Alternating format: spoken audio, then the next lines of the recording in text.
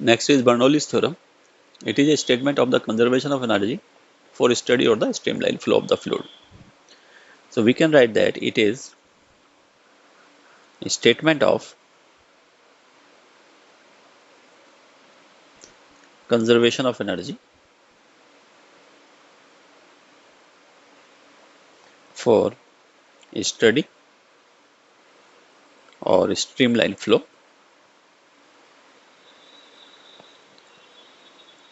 of fluid. That means fluids are incompressible and non-viscous. And this theorem states that pressure energy per unit volume plus kinetic energy per unit volume plus potential energy per unit volume for the fluid is constant. So we can write that pressure energy per unit volume plus kinetic energy per unit volume plus potential energy per unit volume is constant. This implies that pressure energy per unit volume is P plus kinetic energy per unit volume is half rho V square, where rho is the density of the fluid and V is the velocity, plus rho GH, where H is the height of the fluid from the ground, and this sum is constant. This is Bernoulli's theorem, and this is true for all the points for the streamline flow. As shown in the figure, there is a tube of the fluid where fluid is flowing from the area of cross section A1 towards the A2, and pressures are P1 and P2 respectively at their area of cross section A1 and A2, and velocities are V1 and V2 for the fluids. Height of the area of cross section A1 is Y1 from the ground, and of area of cross section A2 is Y2 from the ground. So work done by the force will be equal to, and this work done by the force is due to the pressure difference, will be equal to the sum of the change in potential energy plus change into the kinetic energy. This implies that if area force at the area of cross section is F1, so it is F1 into delta L1 minus F2 into, this is the force on the area of cross section A2, delta L2. This will be equal to delta M into G into, and difference in the height is Y2 minus Y1. This is the potential energy plus half delta M into V2 square minus V1 square. This implies that this force is the product of pressure and area. So at the interface first, the force F1 will be the pressure A1 into area of cross section A1. This gives the F1, and delta L1 is the length covered by the fluid in some time delta t. So it will be equal to V1 into delta t. Minus, similarly for F2 delta L2 we can write it as P2 A2 into V2 delta t, that is equal to delta M into G into Y2 minus Y1 plus half delta M V2 square minus V1 square. This implies that now we can simplify it using the principle of continuity, which gives that A1 into V1 equal to A2 into V2.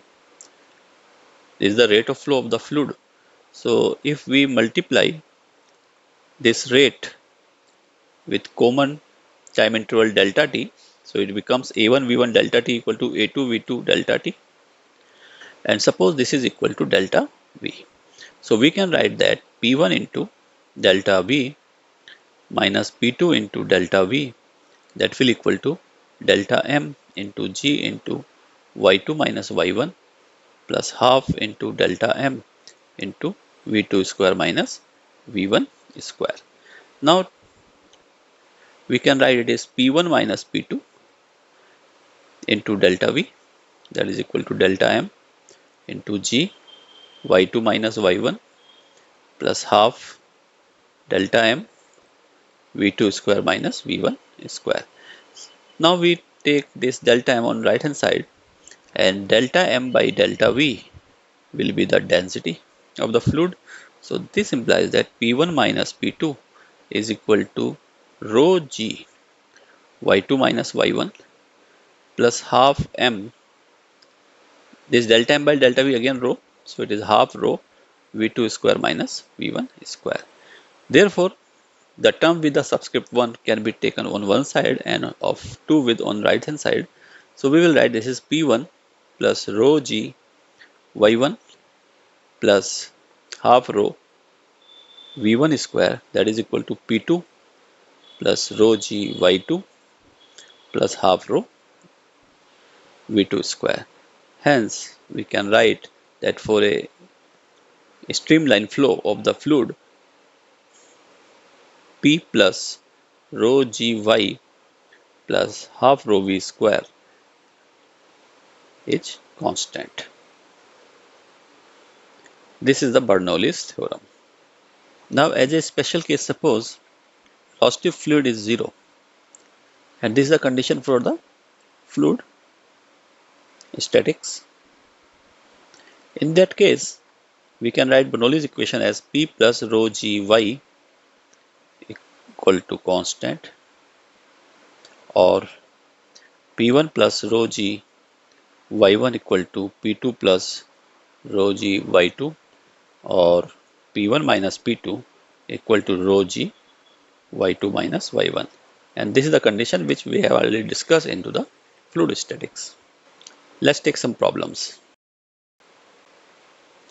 First question is, Bernoulli's theorem is based on conservation of. We have already discussed that Bernoulli's theorem is based on the conservation of energy. So option C is the correct option. Second question is, motion of a fluid is best described by. It is a factual question and answer is Bernoulli's equation, which describes the motion of the fluid. Next question is, a fluid is in streamline flow across a horizontal pipe of variable area of cross section. For this, which of the following statement is correct? For horizontal pipe, height of the pipe from the ground is constant. So if we use the Bernoulli's equation, which is pressure energy per unit volume plus potential energy per unit volume rho gh plus half rho v square, which is the kinetic energy per unit volume, it will be a constant. And height of the pipe remains constant, so rho gh term is also constant. So Bernoulli's equation reduces to P plus half rho v square equal to constant. This is equation number 1. Similarly, equation of continuity states that product of area of cross section and velocity is constant, or we can say A1 V1 equal to A2 V2. A is lesser, in that case velocity will be higher to keep the product AV constant. Hence, in option A, the velocity is maximum at the narrowest part of the pipe. This statement is correct. And pressure is maximum at widest part of the pipe. So if velocity is higher, then we use the Bernoulli's equation, which is P plus half rho v square equal to constant. Because velocity is higher, so kinetic energy per unit volume will be higher. To keep the term constant, this pressure should be smaller. So we can say that pressure will be lowest at the narrowest part of the pipe and will be maximum at the widest part of the pipe. So option A is the correct option. Next question is, a wind with speed 40 meter per second blows parallel to the roof of a house. The area of the roof is 250 meter square. Assuming that the pressure inside the house is atmospheric pressure, the force exerted by the wind on the roof and the direction of the force will be if the density of the air is 1.2 kilogram per meter cube. So using the Bernoulli's equation, which is P plus rho gh plus half rho v square, it is constant, and for the roof this height remains same for the point just outside or just inside. Therefore this rho gh term is also constant, and Bernoulli's equation reduces to P plus half rho v square, that will be equal to a constant. This implies that at the upper side, because wind air is blowing parallel to the roof of the house, it is above the roof, so at the above pressure is P, suppose, plus half rho density is 1.2 into V square, and V square is 40 square. This will be equal to the pressure inside the roof, which is given atmospheric pressure, so it is PA plus, and velocity will be 0 inside the roof. So we can write that PA minus P, that will be equal to 0.6 into 1600, or it is 960 Pascal. This is the pressure from inside to outside. So net force exerted by the wind on the roof will be F, that is equal to PA minus P. This is the net pressure multiplied by the area of cross section, equal to 960 into area of cross section is given 250.